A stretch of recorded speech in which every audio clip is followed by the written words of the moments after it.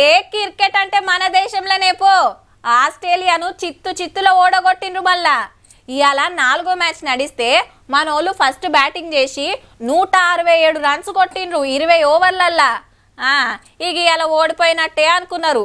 కానీ మన బౌలర్లు రపా వికెట్లు పడగొట్టుతోటి 119కే అందరు అవుట్ అయినరు ఆస్ట్రేలియా ఆటగాన్లు. ఇగేముంది 48 రన్ల తేడాతోటి గెలిచినాం. ఇక ఎల్లుండి ఫైనల్ మ్యాచ్. కానీ ఇప్పుడు చెప్పుకునేది ప్రపంచ కప్ తెచ్చిన లేడీ ప్లేయర్ల గురించి. అబ్బా how cricket law Duniya cup కొట్టుకొచ్చిన అక్కలే ప్రధానమంత్రి మోడీ సారు అందరిని ఇంటికి పిలుచుకొని లడ్డులు తినబెట్టి ఛాయ దావత్ ఇచ్చిండుల్లా. కాలుకు దెబ్బ దాకి ఆకరాటకు దూరమైన ప్రతీక రావల్కు గిట్లిచ్చిండు.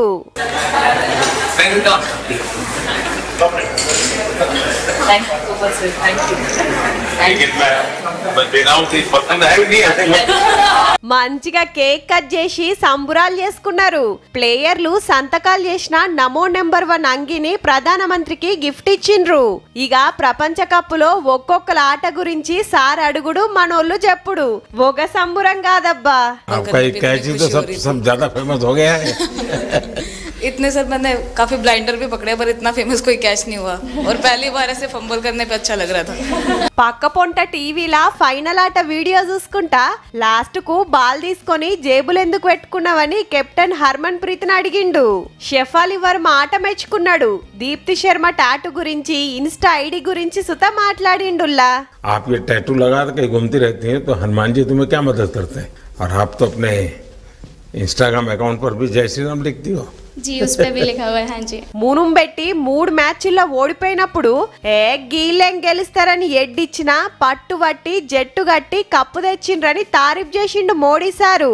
పడుసోళ్ళు ఆడవిల్లలు ఫిట్నెస్ మీద నజరుంచాలని ఫిట్ ఇండియా కార్యాన్ని ముంగడికి తీసుకుపోవాలని ఆవాదిస్తే సరే అన్నారు అక్కలంతా.